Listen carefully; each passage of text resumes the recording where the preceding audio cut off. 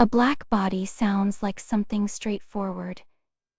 It is simply an idealized object that absorbs every bit of radiation that falls on it, regardless of the frequency. Nothing reflects, nothing passes through, everything gets absorbed. And because it absorbs so efficiently, it also emits radiation with remarkable perfection across all frequencies. The concept is elegant in its simplicity, but capturing. This ideal in a laboratory was another matter. Entirely experimentalists devised clever ways to approximate this theoretical perfect absorber. They used what came to be known as gene S-cubes. These were essentially hollow cavities often made of metal with a tiny hole drilled into one side. Radiation entering through that small opening would bounce around inside, getting absorbed by the cavity walls. With each reflection, the chance of any radiation finding its way back out through that tiny opening was vanishingly small for all practical purposes. The hole in the cavity behaved like a perfect black body. By heating these cavities to precise temperatures and measuring the light emerging from the opening, researchers could map out exactly how much energy a black body emits at each wavelength.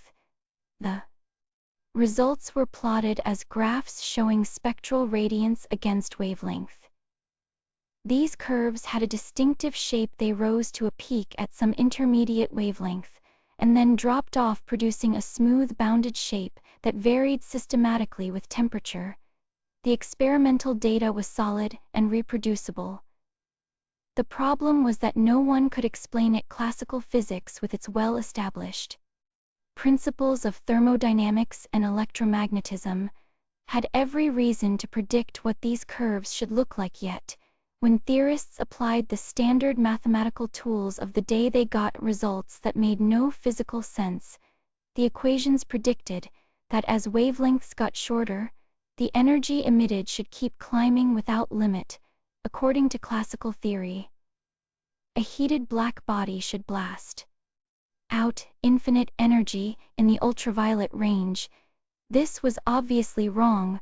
The experiments showed no such thing. Something fundamental was missing from the theoretical picture, and finding it would require abandoning some deeply held assumptions about how energy itself behaves. The classical physics approach to understanding black body radiation began with a well-established principle from statistical mechanics.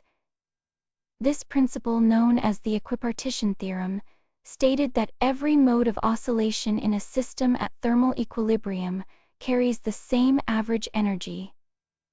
Specifically, each harmonic oscillator mode possesses an energy of kT, where K is the Boltzmann constant and T is the temperature. The reasoning went something like this. Physicists imagined the radiation inside a cavity as a collection of electromagnetic standing waves, similar to the vibrations on a guitar string, but existing in 3 dimensions. Each standing wave represents a distinct mode of oscillation according to classical electromagnetism. When you count up all these possible standing wave modes in a 3-dimensional cavity, the number of modes per unit frequency turns out to be proportional to the square of the frequency. Here is where things start to get interesting and problematic. If every mode carries the same energy, kT, and the number of modes keeps increasing as frequency increases, then the total energy at higher frequencies should grow without bound. When Lord Rayleigh and James Jeans worked through the mathematics, they arrived at a formula for the spectral radiance. Their result stated that the intensity of radiation at a given wavelength equals 2 times the speed of light times the Boltzmann constant times temperature, all divided by wavelength raised to the 4th power. At first glance, this seemed reasonable. The formula matched experimental observations reasonably well for long wavelengths corresponding to lower frequencies. But as you move toward shorter wavelengths, toward the ultraviolet range, something strange happens. The denominator becomes very small, and the predicted intensity shoots toward infinity. This was not merely a mathematical curiosity, it was a direct consequence of the assumptions built into the derivation itself. The Rayleigh-Jeans formula looked perfectly reasonable on paper. It emerged from solid, well-tested principles of classical physics. But when physicists examined what happened at shorter and shorter wavelengths, something deeply troubling emerged. The mathematics predicted that as wavelength approaches zero, the spectral radiance approaches infinity. In practical terms, this meant that a black body would emit infinite energy in the ultraviolet range, not just a lot of energy, but literally unlimited energy. This was obviously impossible. No physical object can radiate infinite energy. If the Rayleigh-Jeans law were correct, every heated object would instantaneously release an unbounded torrent of high-frequency radiation. The universe as we know it could not exist, yet the formula itself seemed mathematically sound. It followed logically from established principles. A helpful way to understand what went wrong comes from thinking about a vibrating string picture. A guitar string fixed at both ends. When you pluck it, the string can vibrate in many different patterns called modes. Each mode has its own frequency. The shorter the wavelength of the mode, the more such modes can fit on the string. In a classical system, every mode receives the same amount of energy on average. This means most of the energy naturally concentrates in the higher frequency modes, simply because there are so many more of them applied to electromagnetic radiation. In a cavity, this same logic leads directly to the catastrophe. The number of possible vibration modes increases without limit as frequency rises. If each mode carries equal energy, the total energy becomes infinite. The theory and experimental reality had diverged spectacularly. In 911, the Austrian physicist Paul Ehrenfest gave this mathematical disaster its enduring name, the Ultraviolet Catastrophe. Classical physics had crashed headlong into its own limitations. Something fundamental was missing. In 1900, Max Planck found a way out of the disaster that classical physics had created. But to do it, he had to make an assumption that seemed almost absurd at the time. He proposed that electromagnetic radiation cannot be emitted or absorbed in any arbitrary amount. Instead, it can only be exchanged in discrete packets, which he called quanta. This idea was genuinely strange. Classical physics had always treated energy as something continuous, something that could be divided into arbitrarily small pieces. It was like assuming you could pour any amount of water from a jug. Planck was effectively saying that energy works more like a handful of coins. You cannot hand someone half a penny. The transaction happens in whole units, or it does not happen at all. The mathematical expression for this was straightforward enough.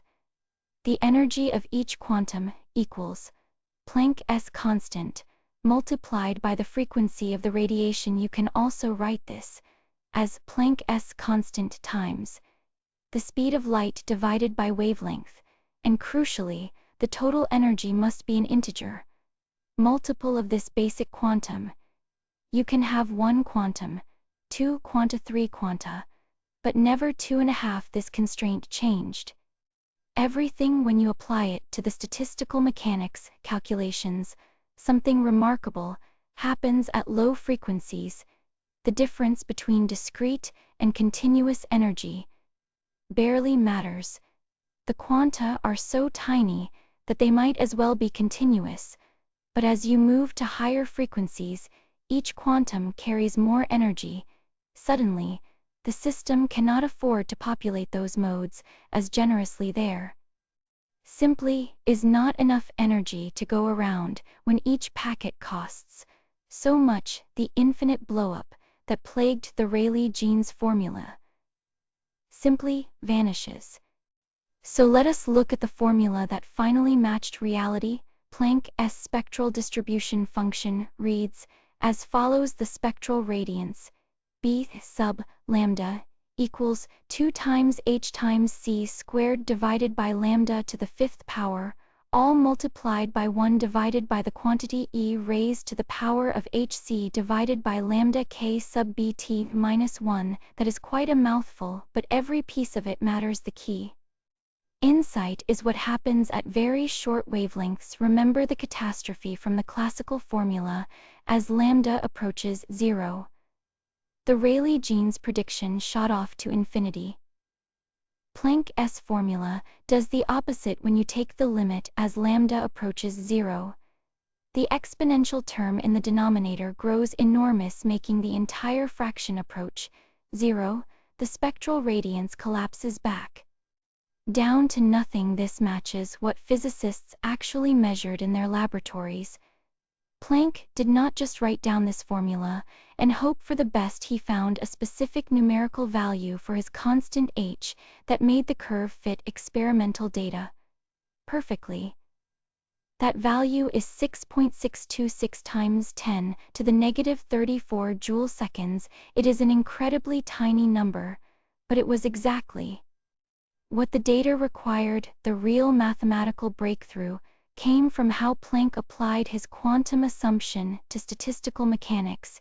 He worked with something called the partition function, which is a tool for calculating how energy gets distributed among many possible states.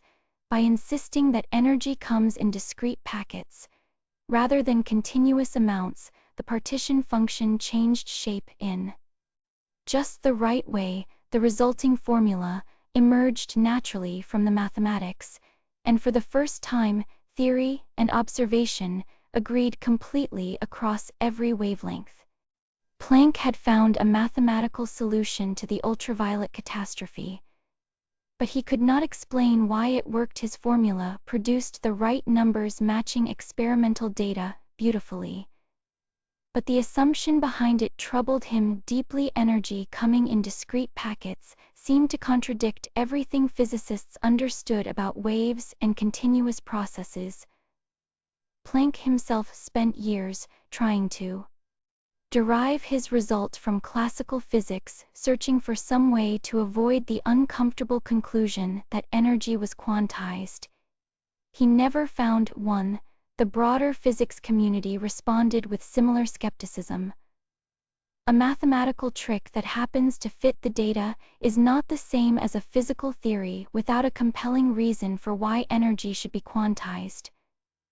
Most physicists treated Planck's work as a curious mathematical convenience rather than a genuine insight into nature. The formula worked, and that was enough for practical purposes. But nobody was ready to rewrite the laws of physics based on it. The turning point came in 1905 when a young patent clerk named Albert Einstein published a paper that would change everything. Einstein took Planck's quantization idea seriously, not as a mathematical convenience, but as a real physical fact about how the universe operates. He applied this principle to explain the photoelectric effect, a phenomenon where light striking a metal surface ejects electrons. Classical wave theory predicted that the intensity of light should determine whether electrons are ejected, but experiments showed that only the frequency mattered. Einstein proposed that light itself comes in discrete packets, each carrying an energy proportional to its frequency. When one of these packets strikes an electron, it transfers its energy all at once. This explained why only high-frequency light could eject electrons, regardless of intensity. Einstein did not stop there. He also applied quantization to explain the specific heat of materials at low temperatures. Another phenomenon that classical physics could not account for. These independent applications of the same principle, explaining completely different physical phenomena, convinced the physics community that quantization was real. What began as Planck's desperate mathematical fix had become the foundation of an entirely new physics. quantum mechanics was born, and with it came a transformed understanding of how light and matter interact at the most fundamental level.